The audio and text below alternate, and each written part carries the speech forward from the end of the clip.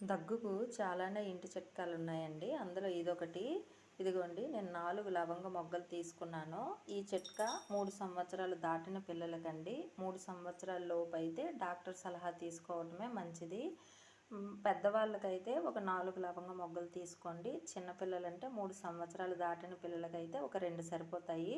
దోరగా వేయించేయాలి. ఇవి బాగా వేగిపోయాయి. వేడిగా ఉండేటప్పుడే కొంచెం దంచేయండి, గుండగా దంచేయాలి వీటిని. ఇదిగోండి, ఇలా పొడిగా దంచేసుకున్న తర్వాత ఇలా పొడి చేసుకున్న దాంట్లో 3 సంవత్సరాలు దాటిన పిల్లలైతే 1/2 టేబుల్ స్పూన్ తేనె, పెద్దవాళ్ళకైతే 1 టేబుల్ స్పూన్ తేనె వేసేసి అలాగే అంటే మనం తినేయాలి.